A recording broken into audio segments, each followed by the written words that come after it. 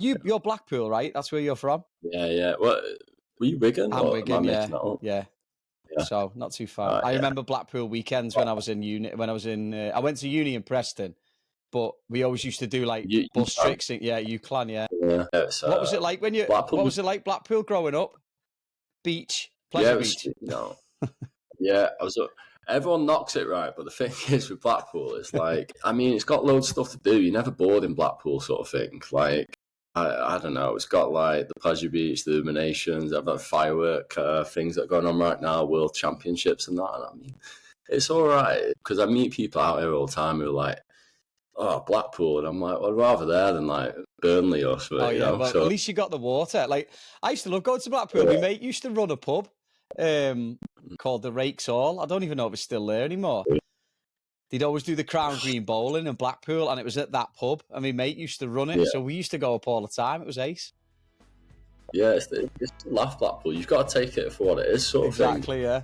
Welcome to the Crossing the Pond podcast, hosted by me, Gary Adair, where each week our guests will recount their own experiences of resilience and transformation, whether it's moving to a new country, tackling health challenges, changing careers, or breaking through personal barriers. Kieran O'Boyle's story starts in Blackpool, where he was scouted at a young age to play as a goalkeeper as a part of Manchester United's academy, being coached and also playing alongside some modern-day household names.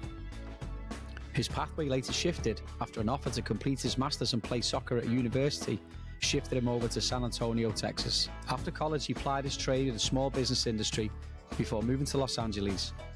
And after a short stint in entertainment sales, he and a friend from college set up UK Soccer Schools, a company that has now grown to provide coaching and after-school programs for thousands of children in 5 states.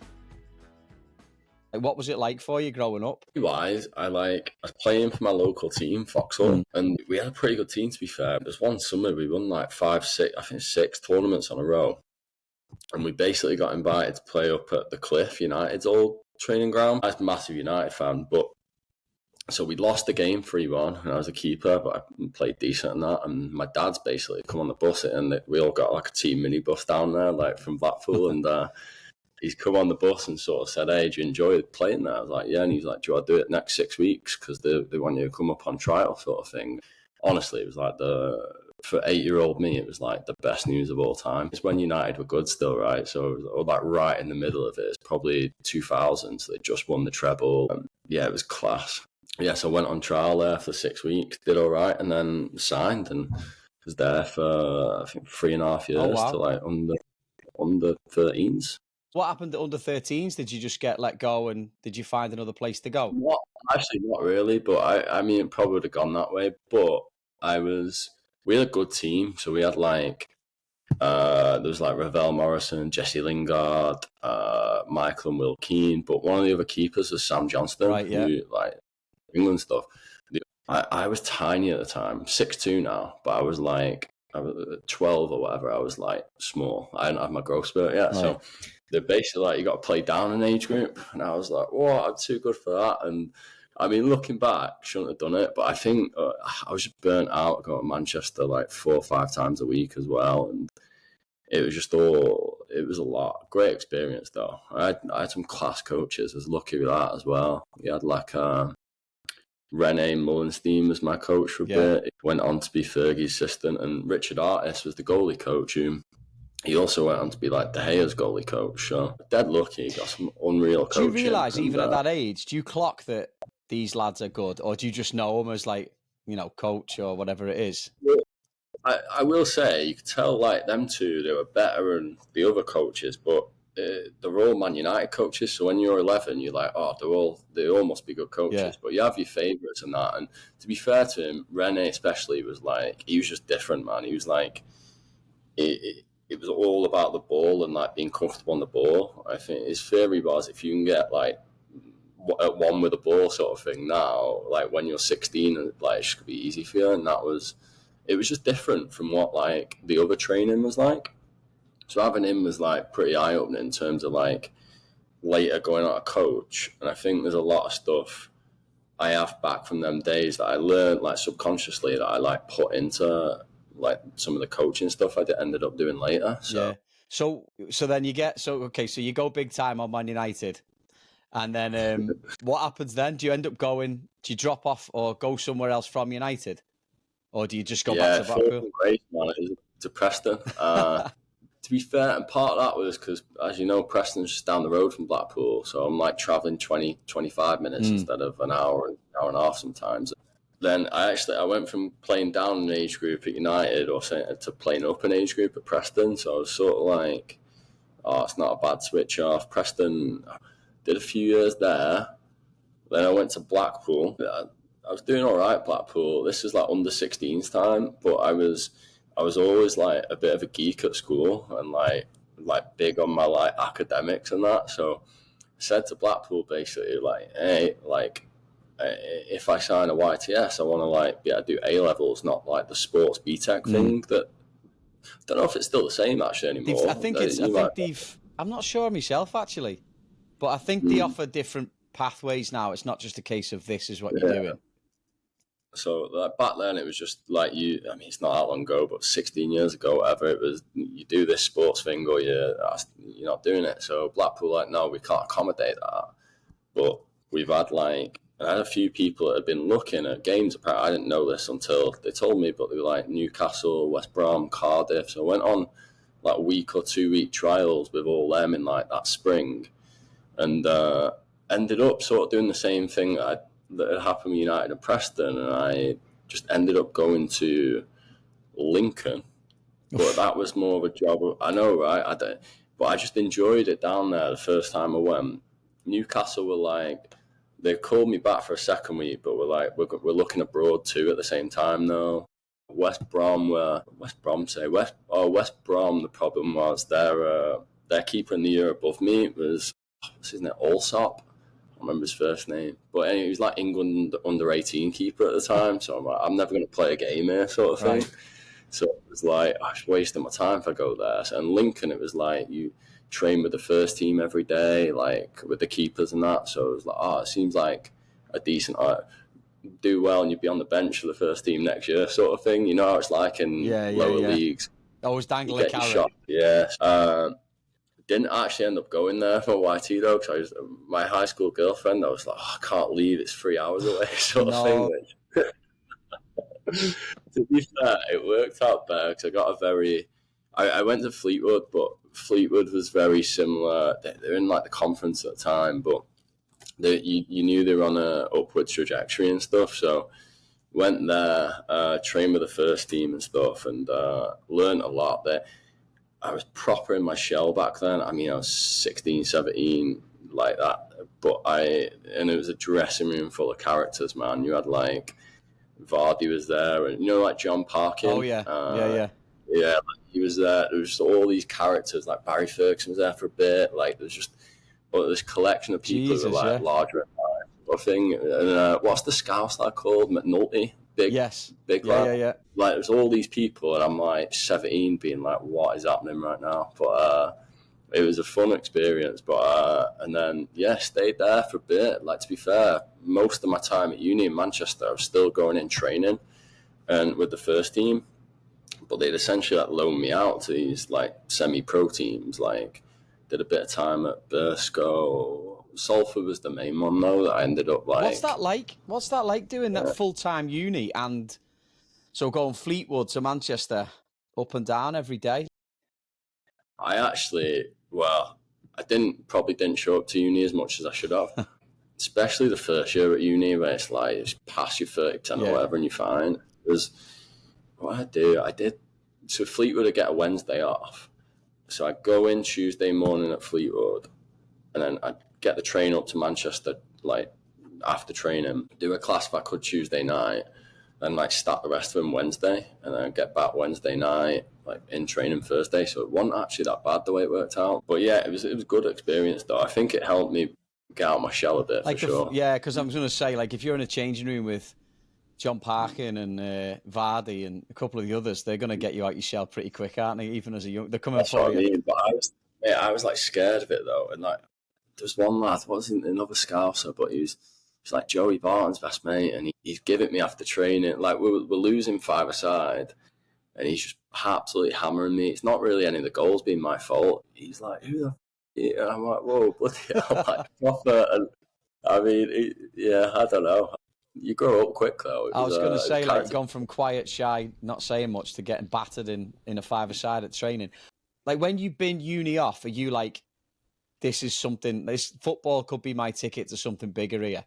When did the America thing come about? So I didn't know what to do when I was graduating with a degree in history. I was like one of my like biggest influences. Well, actually, I still go for a curry with him when I'm back. But I was like, my history teacher was so influential on me, like school wise. Right.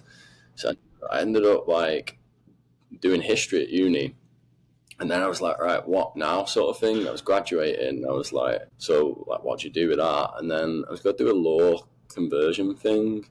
But I wasn't really like, I wasn't loving the foot. I was like, I'll do it, but it was more just to do it than that I really wanted to be a lawyer or anything. And I used an agency thing to get me out originally, and it was called Sports Recruiting USA. Yeah. A guy called Chris Cousins. Yeah, I know him, yeah. He was great, to be fair. Yeah, they do a good job then. He was so good with me and like got me quite a few offers. Stayed in touch the whole process. I always knew what was happening. But anyway, I didn't know he was going to be there, but they set it up for this assistant coach from a college in San Antonio called Incarnate Word to come out and watch me. It's like one of the Christmas games, so he's back. He's like pulled me after the game basically and been like, heard you're graduating soon. Do you want to come out and get a free master's in Texas and that? And like, sort of like, the weather's hot, so are the girls. Do you want to come? And I was like, sign me up, man. Yeah, Manchester at Christmas, and then you're getting told Texas. You're like, all right, yeah, fair enough. No, but I had no idea what Texas was going to be like. But so that's how it all came about, though. And so then the next 6 months, we were just like, right, finish my degree off, and then getting out there and seeing what it's about. What's your first impression of Texas? Hot, really.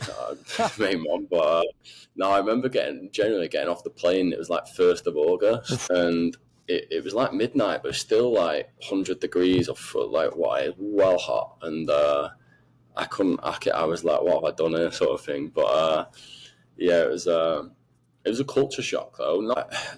I mean, first time I seen a gun, for example, I suppose, but like all that sort of stuff is just so different from life back home, and no one could understand me. Like it was tough, but I mean, luckily it was quite a good mix. The team there, it was about a third like British lads, there's third Americans, third like Hispanic lads, and it was a great little mix. We had a good really got on with the team, and it was a good team culture sort of thing.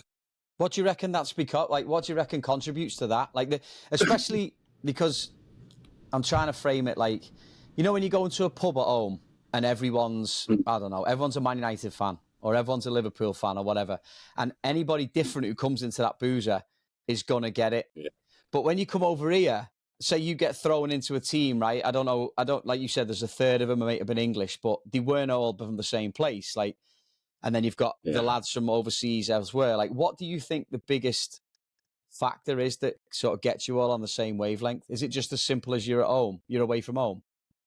Well, there's a bit of that, and I think when you're in that close proximity, you all realise you've got more in common than you don't, right? Like, yeah, like, and I hate that culture of like when you walk in a pub, if you got the wrong colour top on, and it's like, what are you doing here, sort of thing. And I mean, at the end of the day, we all want the same things. You might have grown up somewhere different, you support a different team or whatever. I think people take that stuff too seriously, but when you're spending day in, day out with people, like, you know how them college seasons can be. You just, it's non-stop. You're traveling, then you're back, then you got class for a day, and then you're back on the road, and it's just a lot. So I think being like with them people, you got to sort of learn to get on with different people and figure it out. And yeah, it's good. I enjoy meeting new people though, so it's like I loved it. Were you more comfortable going in there than you were with Park? Yeah, probably. I'd grown a personality a little bit by then, so I was like, it's fine. But yeah, Parkin's. I actually listen to his podcast. I do as well. To be fair, that's half the reason why I started doing this. Do you think that sort of school of, you know, the way that people were treated? Because I don't think it comes from a bad place. The way that you get jumped on, just to put it in perspective, right? But do you think that helped you down the line a little bit? Like coming over here gives you a little bit more confidence. Like you say, you're a little bit more full of yourself when you come over. Yeah, and honestly, I was training with these people that I was like, I mean, they'd had these careers, right? And I was like, well, in my head, I'm like, am I, is that like nagging doubt? Like, am I going to be able to make a career out of this? And part of the reason why I chose school and that path was because I was like, maybe I can, but I don't think I'm going to play in the Premier League or anything. Do I want to like stop the school stuff and then I can like hash out this career playing maybe like League Two or whatever, and I'm bouncing my family around? You're not earning like a ton of money either, and it's like what you got to do after you retire at 35 or whenever it is. And then I don't know, that was in the back of my head even then.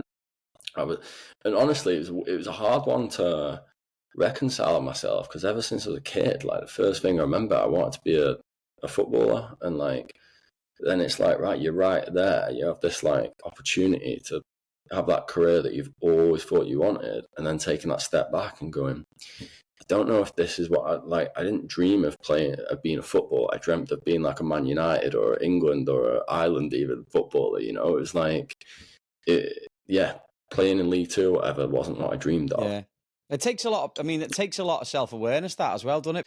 A lot of people would have just dragged it out, and like it could go one way, but it could also go the other way. And you've recognised, all right, listen, I'll give myself a chance here.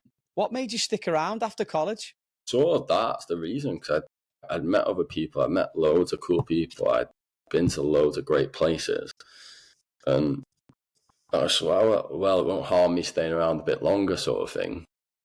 And I still, even at that point, I didn't really know what was there for me back home. Like, I miss my family, close to my family. I speak to my mum and dad most days, my brother as well. But like, I mean, even if I'm there, I'm not seeing them physically every day, probably, right? Or I lived in Manchester, or I lived in London, maybe. But I didn't know what was there. And whereas here, without being corny, it just felt like there's other stuff that was possible, if you get me. You know, I mean, it's the reason most of us have stayed.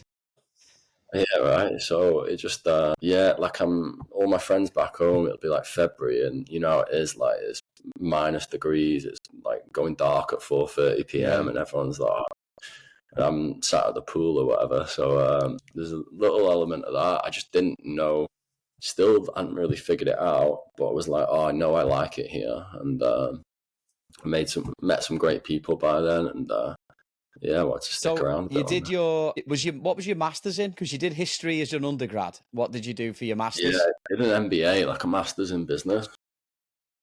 First, I started doing door-to-door sales in Texas. Man, the scariest thing in the world. Like, who the hell is answering this door? And what gun have they got in their hand? Exactly. No, it was. Well, when I was doing my MBA, one of the professors was like, I can't remember the guy's name, but I remember him saying, like, the best thing any of you could do is go and do door-to-door sales for 6 months. And so I ended up starting working with this company in Austin, and I was selling, first it was like selling HelloFresh, you know, like the meal kit delivery thing. So I was doing that, and it was all right, to be fair. It was like, I mean, you made all right money, and you just be on the street in Austin. So I just like collar people, like, hey, and like start talking to them. And I think because of the accent, they were a bit like taken aback, like, what? Where's he from, sort of thing. So I made a few sales, but then the company switched to selling AT&T internet door to door, and it'd be like you'd wear a suit. So I think people thought I was like a Mormon or something coming up to the door, hiding behind the window, like. That was the toughest thing I've ever done work-wise, for sure. But it was that was definitely character building. Jesus. So I did. So when did the other thing come? What was your pitch like? Like, what's your pitch there like? I've so much PTSD. I've knocked it out of the back of my head, man. But it's like, it was tough though. You didn't, especially the internet one. It was. Although I'll say this, like, now, if I'm trying to get our program into a school or something, it seems so easy compared to trying to give someone the internet or whatever. So it was good though. I mean, there's something about, like, you get all them no's, you just sort of get thicker skin as well. So it's the worst. Like cold call. I can remember cold calling and I hated it. But I don't envy you at all. What did you have to cold call mate, for? It was when I first came over. I was cold calling for it was for footy, but it was just cold call. Like to your point then about trying to get programs in schools and stuff. but I just wasn't a salesman at all. And I was like, Yeah. do you want it? I was just like, hey, I'm, from UK Elite, whatever. And I was like, it was basically like, do you want it? And they go, nah. I go, yeah, no, fair enough. And then just put the phone down. Terrible. I got like, they kicked me out the office after a while. I wasn't good enough. They put me on like pumping up balls or something. It's terrible. Yeah. But so how did was it Netflix or was it just general streaming? No, it was a company called Banijay. Well, actually, it started off being a company called Endemol Shine, who then got bought by a company called Banijay. And I was coaching out in LA, and I was, basically the team is in a like Studio City way in the Valley, and the team had one of the girls' dads was this British guy from Newcastle. He ended up like heading up their whole thing, and he ended up being my boss, but at first he's a bit of a mentor to me to like help me get a job in there, like in the industry a little bit. And he was really good. I'd done this one day driving for like this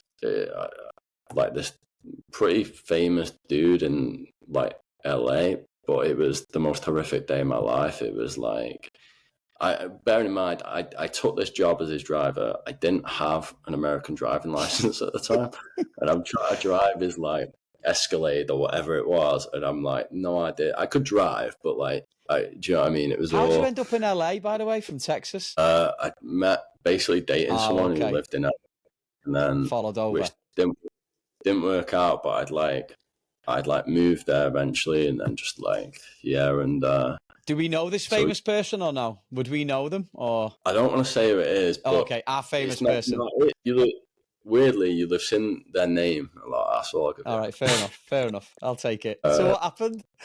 No, it's just a lot of weird stuff, man. I like it one day as well. But anyway, so then I've told Matt Creasy, who ended up being my boss at Endemol, who's great. I'm like, I was this guy's driver the other day, and he's like, sort of like, what you doing? Like, that's insane. And then about a week later, he calls me and like, hey, I've got this role. Do you do you want to come in and do it, sort of thing? Think you'd be good at it? So, and I was doing like it was like in distribution in sales, but so there's shows like Peaky Blinders they produced, and Black Mirror, stuff like that, which was like not bad, but then a lot of it was reality stuff, like Big Brother, MasterChef they did, but then really bad reality stuff like The Life of Ray J and stuff like that. Like it was just like so, and then you have it to like sell them into like the big deal, like the Black Mirrors, the ones that are on Netflix, they're all like what's called co-productions, but then the other ones like Life of Ray J, you'd have to try and get someone from some small streamer to take on or something. And so, what does the day look like there then? Are you having meetings with people, or is it the same sort of thing, like almost like door-to-door salesman again? Are you knocking on, but... To be fair, I was a bit more behind the scenes. There'd be a lot of emails back and forth, but then the really big stuff, like Matt himself was handling, and learnt a lot from like being around him, to be fair. And he was a great boss. To be fair with that as well, I think one big thing I took from him, like going forward, you met him, you wouldn't be like, he's a sales guy. But I think what he did really well was he had them relationships with people that like, it never really felt like he was selling anything. I feel like when I seen him in action, so to speak, it's like he's just chatting with a friend he's made, sort of thing. And that's how he got to it. So, that was a big learning curve for me though. And then I enjoyed it. I was just like, I can't do this the rest of my life, sort of thing. I was trying to sell Ray J. Did you have to actually watch it as well before you flogged it? There was bits you'd have to God, this is awesome. Like, this is amazing. And you're going, oh my God, I can't believe I've got to sell this shite. I know. Well, that's what it was. It's not so bad with like your Peaky Blinders. That's an easy one, isn't it? It sells itself. And there was, you couldn't watch it all. There was like millions of hours of stuff. It was like the catalog was massive, but some of it was so bad. It was. I've never been a big reality TV guy anyway. But, did you ever get starstruck? Like, did you ever bump into someone where you're like, oh, all right, okay. Like even the person you're driving, whoever that person was. Not really.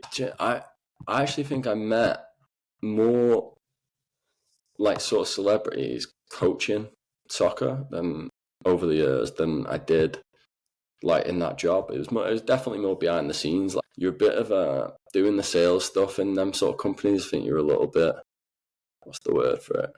I don't know. You like not like I was an executive, but it's like that you don't mix with the talent Right. that Okay. much. Yeah. So to speak. Okay. So what moment was it like? Was there a particular like moment, flashpoint where you can remember going, yeah, this isn't for me. I shouldn't. This is not where I'm supposed to be.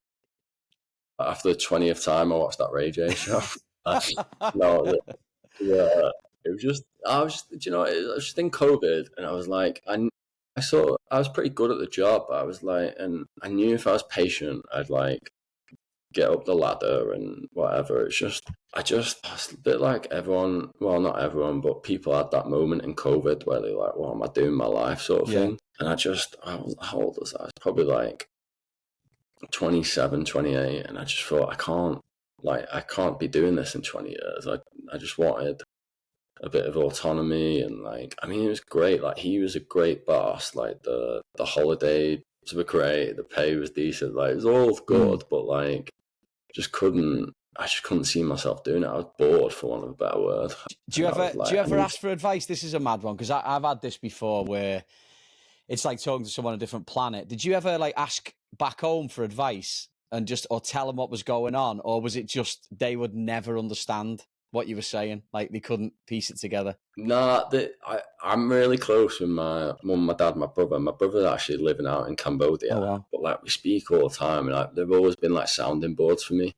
It's definitely a bit more like with some stuff, you like, it's just mad, so you have to explain it a bit more, like the situation. But they were supportive though. They were like, I mean, they'd probably say it now because it's worked out all right, but there's probably a little bit back at the time of like, are you sure he knows what he's doing sort of thing with this. But yeah, and I don't know, but yeah, no, I do lean on him for advice. Like, and at the time as well, you would be like, listen, I'm thinking I'm going to go a different way here. Like, I've got to do something else.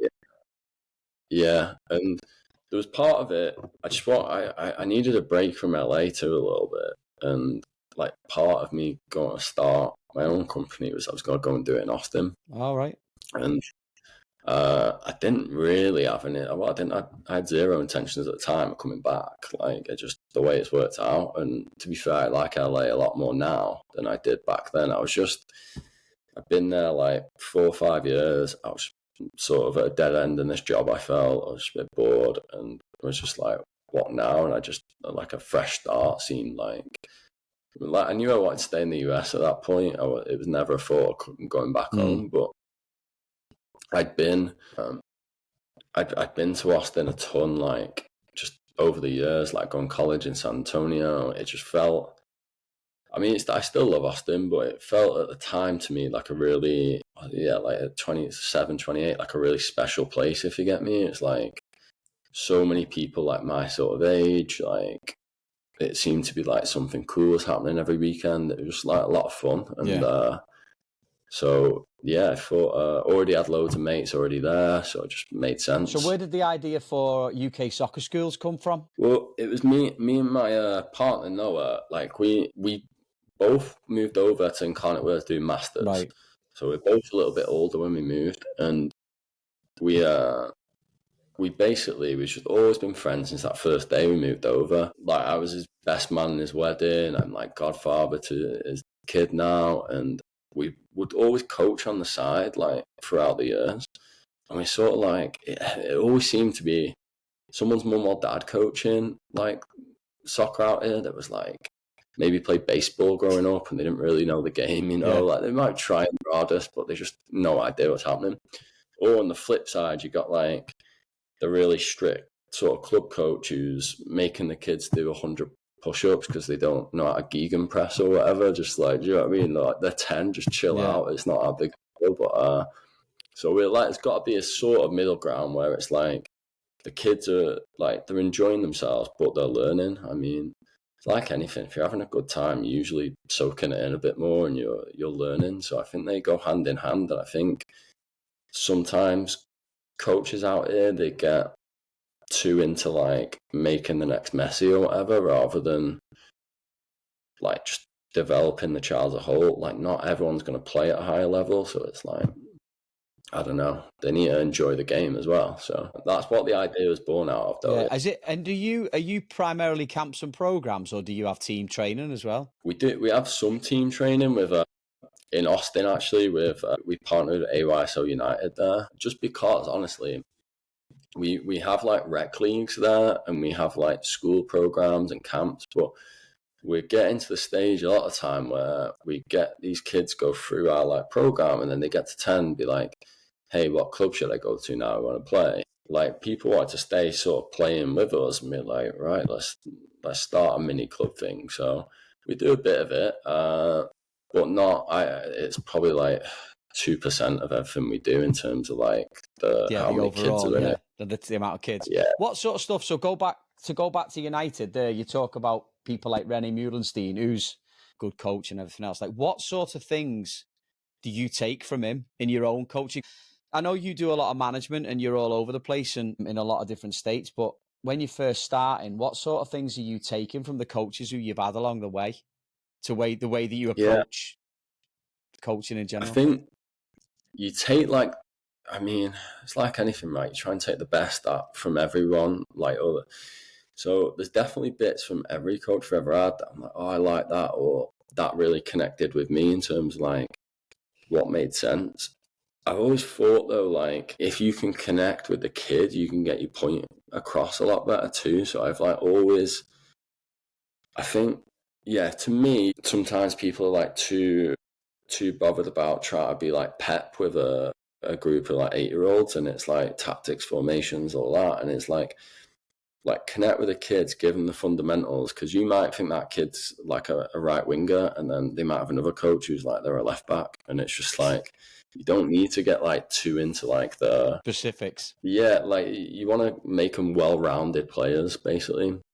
And honestly, that's a bit like what René was like. We'd have Jesse Lingard playing centre back, and he was like 4'6" or something. You know, it was like we're getting battered, and I was like, why am I letting 6 goals in? Because he's the centre back, but just try to like have a rounded player sort of thing. Yeah, that was a big one for me. That's decent. And you're in 5 states now, is that right? So it's LA, California, Texas, New York.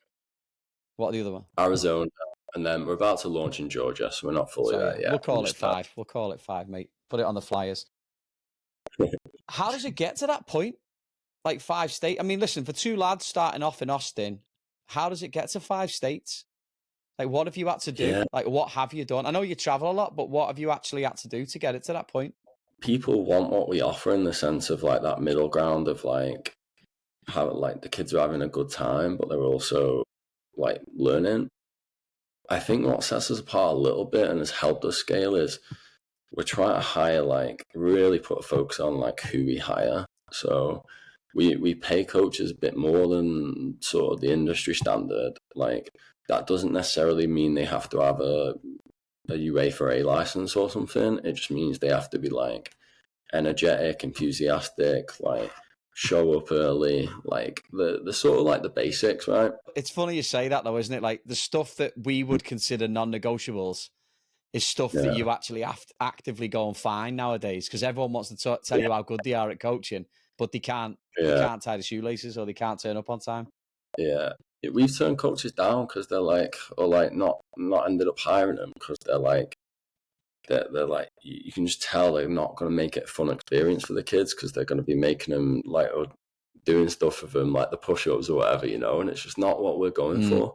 So I think honestly, just having that, putting the systems in place of like, how can we scale this without it breaking? Like there's different challenges when you start out, it's just me and Noah, and we made the conscious effort of like, if we want to grow this at all, we can't be the face of it, basically.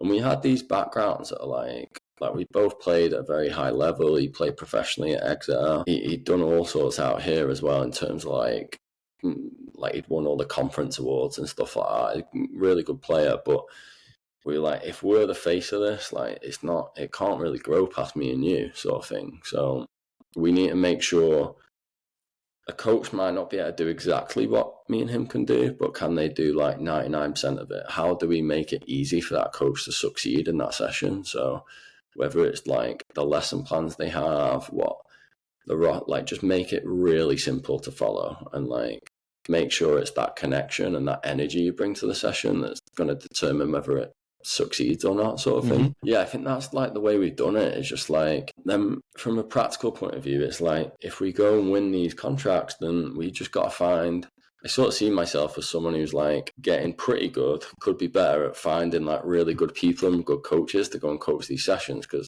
there's good people and good coaches all across the country, and there's kids who want to play soccer all across the country. So if we can connect them, like that's sort of my job. How long do you reckon it takes you to tell how, someone who's going to be a fit for you? Say they walk in for an interview or you go meet them for a coffee or something. How long can you clock pretty quick now? Like, listen, yeah, they're going to be okay for me then. They'll do a job versus I thought I could. job. I had experience recently and I'm like, no, maybe not anymore. But like, you think someone's going to be great and then it just like a disaster. But yeah, I think you generally have a gist, right? But there's some things you just never know. Like someone might come across really well in an interview and honestly, vice versa. Some you're like, right, we'll let them get out on the field, see what they're about. And then they actually end up surprising you, being really great with the kids. Yeah. They're just nervous in the interview or something. So it is tricky, but I don't know. It's still working on it. Do you find it, because and this isn't to sound like, you're a little bit younger than me, so you probably came to uni here. Well, you were talking about COVID when you started, so you're like late 20s. Do you think it's helped and hindered you being an expat? Because from a market that is quite flooded with expats and people that have come over here, have you found it difficult or easier either way? Or has there been some things that have been easy and some things that have been difficult? Like, oh, here comes another English coach. Because I hear that now a lot, honest to God. Like, and I don't hardly even coach anymore, but yeah. Yeah. There's a little bit of it. And honestly, you see some English coaches and you're like, it doesn't help. Stealing a living. The name. Yeah, so there is a bit. But then you also get on the flip side, there is that element of people who are like, oh, he must know what he's talking about because he's a British person. They grow up with a ball at their feet sort of thing. So probably not as much as it. Like, I came out in 2014, and I imagine there's like that early 2000s era when it was like that. You had a British coach, you thought you'd won the lottery sort of thing. I feel from because I was 03, so like at that time it was still a novelty, but now it's not as much. And like you say, there's a lot of jokers as well doing, trying to live off the accent and everything else. There is, and I think. Yeah, you just gotta. Yeah, there is that, and then I actually think as well. Growing up in the UK, you learn footy a bit different. Like, it's not like when you come into it here. It's like for a lot of parents, it's like their kid's ticket to like college, basically. Yeah. So, which you have that perspective of like, and honestly, as someone who's played college, like I'm not the best player to ever come out here by any stretch, or I'm not that good, but. If someone's not going to be able to play in college, and it's like, well, I think when I've coached, I've always tried to be honest with people. Like, I remember one of the teams, they were a great set of kids, and I coached them for years, but I was like, hey, like, I sort of sat the parents down when I first became the coach and was like, we'd be lucky if one of this team goes on to play at like college, let alone higher level, but they're going to learn a lot of things from playing on a team, and like they're gonna like have this little community as they grow up, and like they're gonna like have them soft skills sort of thing. And it's not all about, oh, my kid gets to play D1 or my kid got X amount off a scholarship, whatever it is. And it's just, I think having that outside perspective, or I never grew up with that around my neck of like, my parents never, I mean, they wanted me to succeed because that's what I wanted, but they never like forced it upon me sort of thing. That's a good point. I never thought about it like that before, because we do have a different perspective, don't we? I'm like, yeah, he's not good enough. And you don't seem like the type of person, again, I'm judging off basic first impressions, but you don't seem like the type of person who's going to bullshit someone to get a few dollars off them and then, sell them down the river the other end. Because there's, again, like I say, there's plenty of people like that kicking about. I always think it comes back to bite you doing 100%, that. Mate. I mean, for some people it might not, and they make a career out of it, but you can't feel good doing it either. Maybe they just don't care, but I'm like, it's not worth it. For us as well, we're not pretending that people's kids are going to be the next Messi who come from our program. Like, it's not really what we're trying to do, but there's so many of them, like, companies or people, and they're selling the dream to people, and it's just, I don't know, it's not right, really. But I mean, like you said, though, like you get found out in the end. How do you navigate like the American business landscape? Like, how much of what you learned in school set you up for what you're doing? I never got that far into business in the UK. Like, so my knowledge of it was selling like chocolate at school, or selling. I sold like a Lacoste polos on eBay actually for a little bit when I was like 12. My dad shut me down on it, but using his account, so he was like, "You're gonna get me in trouble there." But yeah, so I didn't know much going in. And I mean, it's very different. And honestly, like even doing the MBA, I learned a ton more that first year of actually doing a business than I ever did. You're just doing every aspect of it. So you're wearing all them different hats. So you like one day you're the coach, then you might be doing some marketing stuff or some website updates. Then you're speaking to a parent. Then you might be speaking to investors one day or something. It's just like all like you got to figure out all these functions, even though like there's no one there to do it for you. You got to figure it out. Was there any crossover with the entertainment job helping you in this job now? Peddling, raging? No, yeah. Well, I mean, I did take from like my boss and like a lot of like watching him how he'd do the sales and like how much it was like relationship based. I think because honestly, like I think it's a little bit like that with what we do. Like, I speak to these principals or the school district people, and I think if you can build that like trust, and I think if they like you as a person and vice versa, it goes a long way. And I think that I'm not naive enough to know there isn't like 10 different companies all like within a 10-mile radius that do a very similar thing to what we do everywhere we are. It's just, so I think the relationship matters. As long as you're doing a good job when you get in the door sort of thing, people are going to keep you around. Yeah. Do you think it matters that you play footy in England? Like, do you know, and my point, I suppose my point is the fact that if you develop a good relationship with someone and your sales pitch and you're sincere and you're authentic, do you think it really matters that you play footy? It's more just about you as a person and the way that you conduct yourself.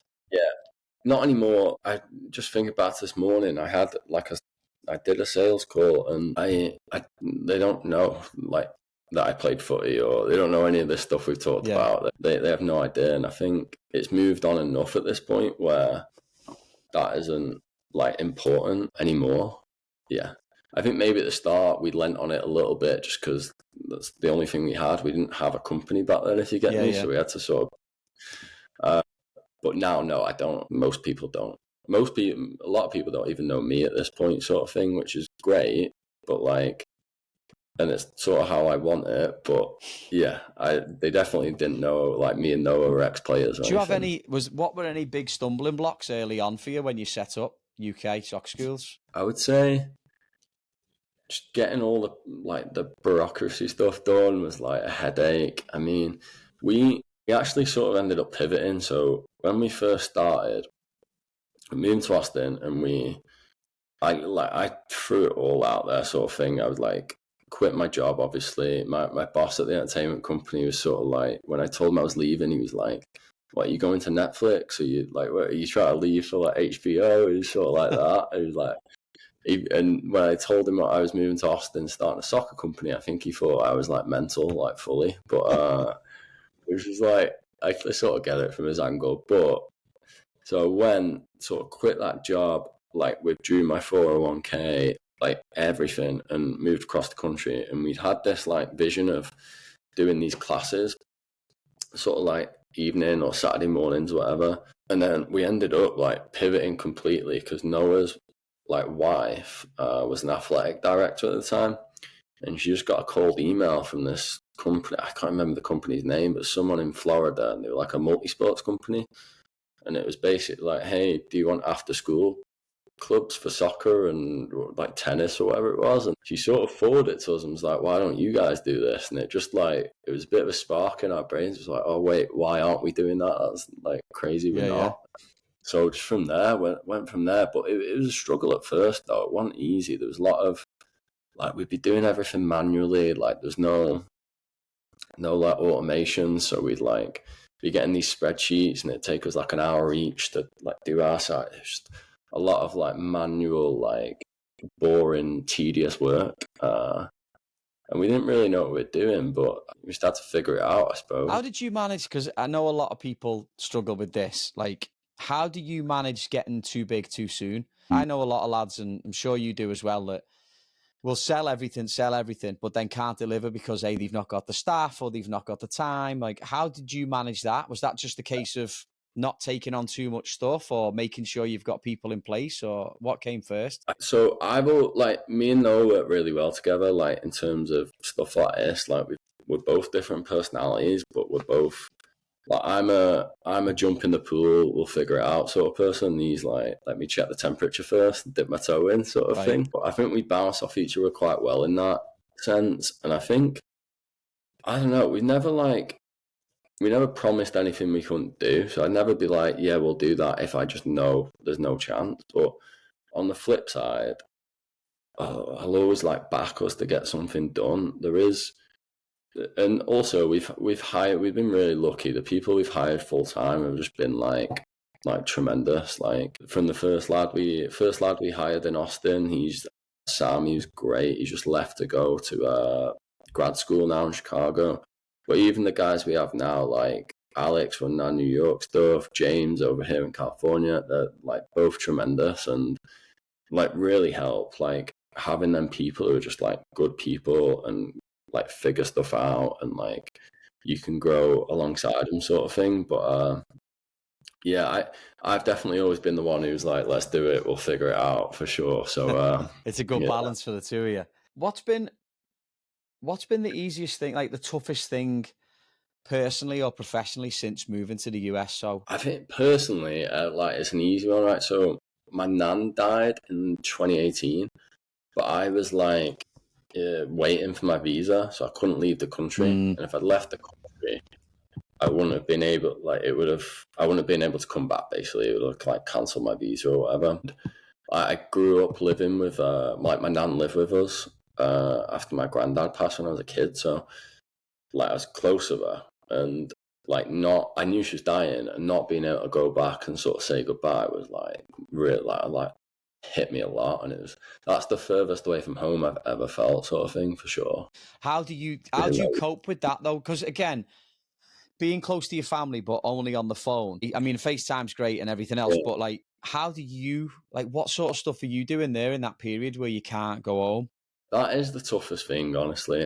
No, I've got, and that again, that's actually part of the reason why I wanted to start my own business, just to have that freedom of like, I don't have to ask someone, can I take time off to go and see my family? I'm going to go and take time off because I want to go, or I'm going to go and see them. I can work from wherever. Like, I've seen it. I've seen friends who've like missed big events and stuff, or just because their boss won't let them. And I just never wanted anyone to be able to decide that for me, sort of thing. But yeah, it's tough. It's like, even now, it's not easy. Like, my parents getting older, right? Like, as everyone's are, and it's like, it's hard. So I like the older I'm getting, I'm definitely seeing them more than I used to. But it's and like we're always on the phone and stuff. It isn't the same, but it's nice having that control, isn't it? Like, that you can go if you really need to go. You can just get on the plane and go, and you can manage it. It is such a big like it's a thing for me, honestly, and I feel like I'm like that with my staff. Like, if someone asks me for a day off, they don't take the piss, but I'm not like saying no to them. Do you know what I mean? Because it's like, if I was in their shoes, I'd be like, well, why can't, like, do you know what I mean? It's just being good with people, sort of thing. But it was always a thing for me. I don't want someone telling me I can't go and like see my parents if I need to. And like, there's a lot of people in this country, as you know, get like 10 days holidays or something. It's crazy. So yeah, it's mental. Has being over here, away from home, changed the way you see yourself and the way you see the world and other people around it? Because you know what it's like back home. Like, people are very insular. Everyone sticks to themselves. You know, the usual stuff. Like, have you really changed your perspectives on how you go around and go about your business now? I think maybe it's made it more exaggerated, but I feel like I was always sort of like that, just because even growing up, right? So my dad's Irish, mum's English, And like when they first got together, that was like a source of contention, like in the wider family, because like back in the 80s or whatever.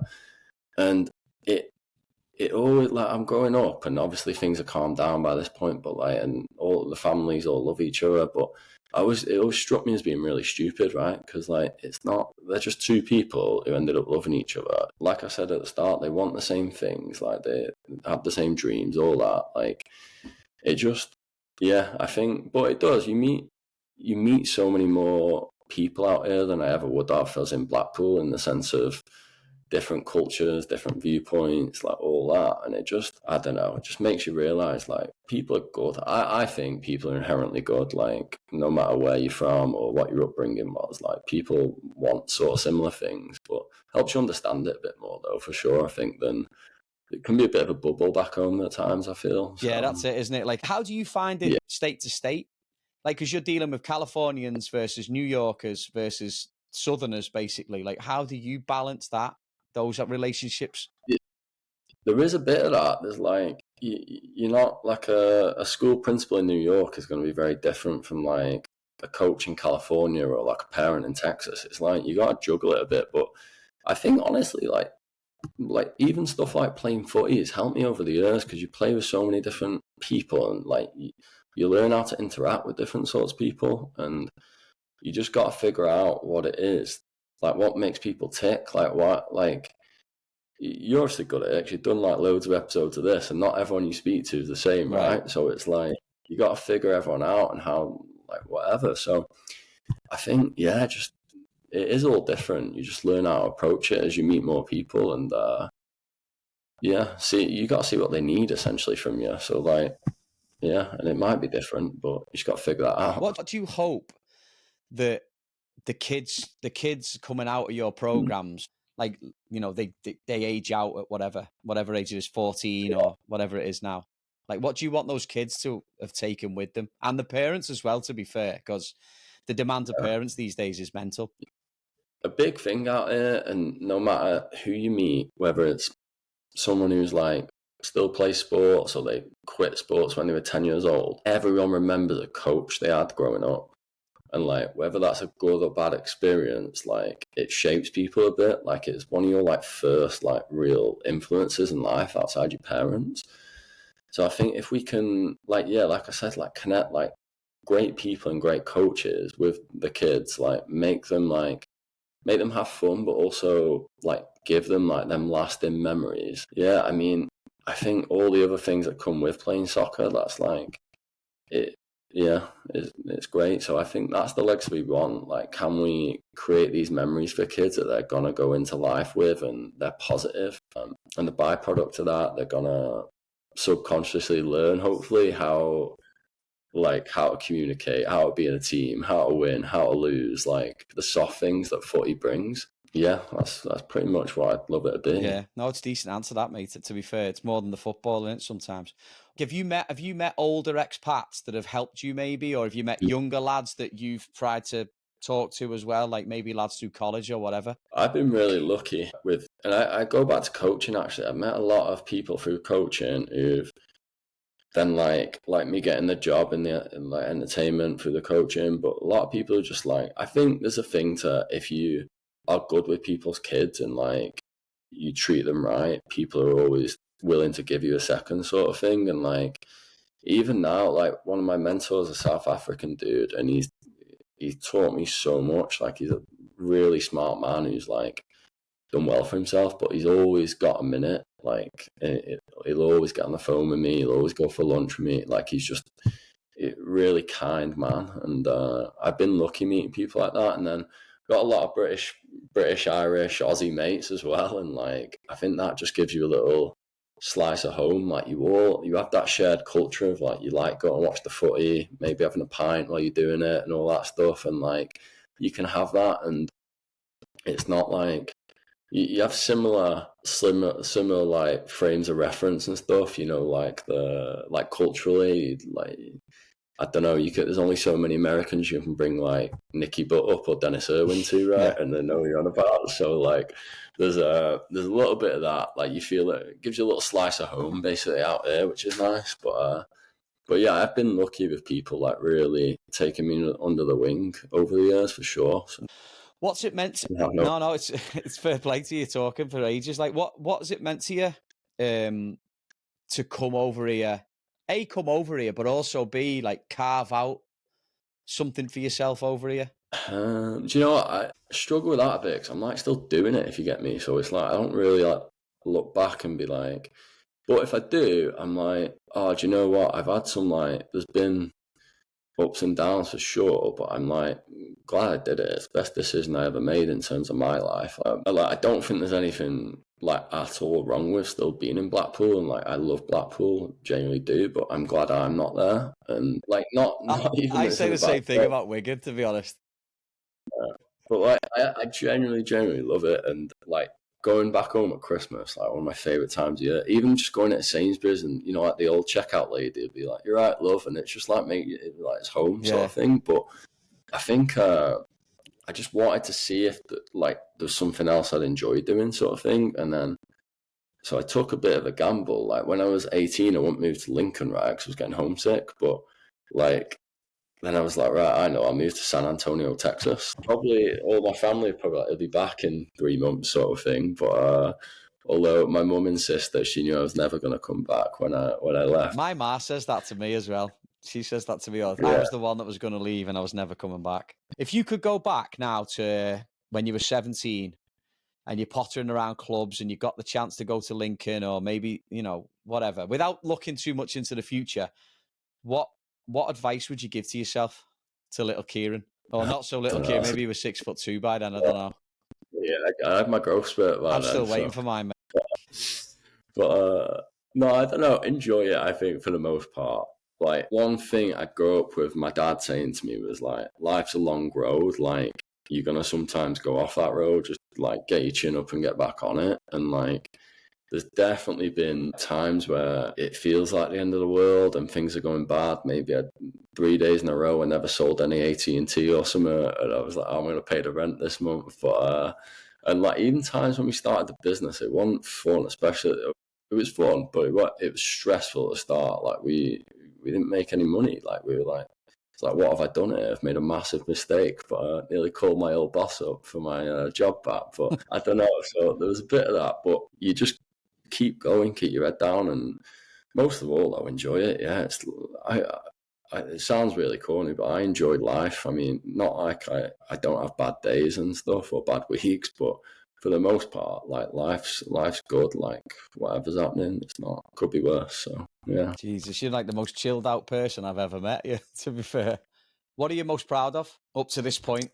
I think, well, work-wise, I think I really love that, like, we've got thousands of kids now playing every week, and the feedback we can get, like, we do get all the time of, like, kids enjoying themselves, whether it's from parents or schools, and, like, they're having a good time playing in our program. That means a lot to me because I'm not across it all now. So it's like I said before, putting that structure in of, like, how can we maintain that quality? And it does get harder as you scale things. But I think personally, honestly, just like I have some I love my family bits, and I also like have such a good set of friends, and I think that like whether they're back home or out here or in Austin or New York, wherever they are, it's like I'm proud that like I built them relationships sort of thing, and they've lasted.